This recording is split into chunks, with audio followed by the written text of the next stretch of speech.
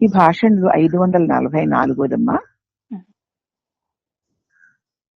ఒకమారు ఆశ్రమ భక్తులు కొందరు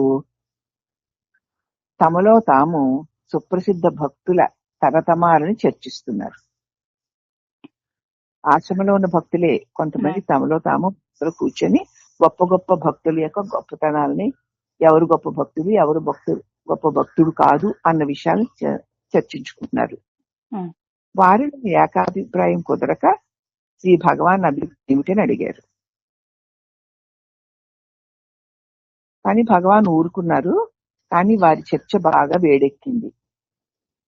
మీరే నేను చెప్పిన ఆయన చాలా గొప్ప భక్తుడు అని, అంతకంటే ఈయన గొప్ప భక్తుడని, అలాగే వాళ్ళల్లో వాళ్ళు చర్చ బాగా పెరిగింది. అప్పుడు చివరికి భగవాన్ ఇలా అన్నారు, ఒకరిని ఇంకొకరు తెలుసుకోవడం సాధ్యపడదు. ఆయన ఎంత గొప్ప భక్తుడో నువ్వు తెలుసుకోవడానికి సాధ్యపడదు, ఎవరికి సాధ్యపడదు. ఒకరిని మరొకరు తెలుసుకోవడం ఎప్పటికీ సాధ్యపడదు. అలాగే ఒకరిని బద్ధుణ్ణి చేయడం గాని మరొకరిని ముక్తుణ్ణి చేయడం గాని కూడా సాధ్యపడదు. ఒకరిని బంధాల్లో పడేయడము సాధ్యపడదు, మరొకరిని ముక్తుణ్ణి చేయడం కూడా సాధ్యపడదు. ప్రతి వాడు ప్రపంచంలో ప్రసిద్ధి కోరేవాడే. ప్రతి వాడు కూడా ప్రపంచంలో నేను ఒక ప్రత్యేకమైన వాడిగా ఉండాలి, నేను అందరిలాగా కాదండి, మాకు అందరిలాగా కాదండి, మేము ఇలా ఉండాలి, మేము అలా ఉండాలి, ప్రతి వాడు తనకు ఒక ప్రత్యేకత కావాలి అని కోరేవాడే. అది మానవ సహజం కూడా. కానీ కోరిక మాత్రానికే లక్ష్యం సిద్ధిస్తుందా? నువ్వు కోరుకుంటున్నావు, నేను ఒక ప్రత్యేకమైన వాడిని, నేను అందరిలాగా కాదమ్మా అనుకుంటూ వేరేగా ఉండాలని నువ్వు కోరుకుంటున్నావు. అంత మాత్రాన నీకు లక్ష్యం సిద్ధిస్తుందా?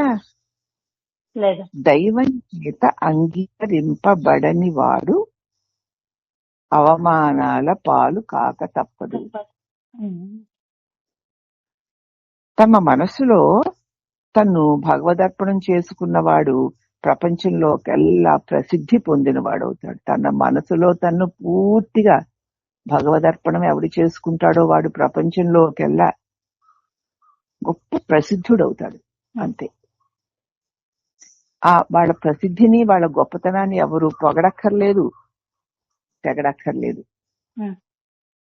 ఆయన యొక్క ఆ గొప్ప ఆ భగవదర్పణ ఆ ప్రపంచంలో అతన్ని ప్రసిద్ధిని అదే చేస్తుంది తప్ప కొందరు పొగిడారని గాని కొందరు పొగడలేదని గాని నిజమైన భక్తుడు అనుకోడు. అంతది ఒకరిని మరొకరు తెలుసుకోవాలి అనుకోవడం చాలా కష్టం. తెలుసుకోలేరు అసలు. ఎలా తెలుసుకుంటావు? నిన్ను నువ్వే తెలుసుకోలేవు, ఇంకొకరిని ఎలా తెలుసుకుంటావు? తను తాను తెలుసుకోలేని బట్టి ఇతరులు భక్తులా కాదా, చెడ్డవారా మంచివారా నువ్వెలా తెలుసుకుంటావు? కాబట్టి తన్ను తాను తెలుసుకున్నవాడే పరమ భక్తుడు, పరమ జ్ఞాని. అతడే ప్రపంచంలోకెల్లా ప్రసిద్ధి పొందినవాడు. తను తాను తెలుసుకున్నవాడు తనకంటే అన్యమైనది ఏది లేదు అని తెలుసుకుంటాడు. ఇంకా అంతకంటే ప్రసిద్ధి ఎక్కడుంది?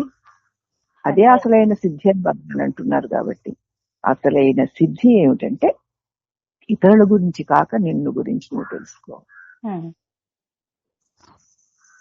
అప్పుడిక బంధము లేదు, ముక్తి లేదు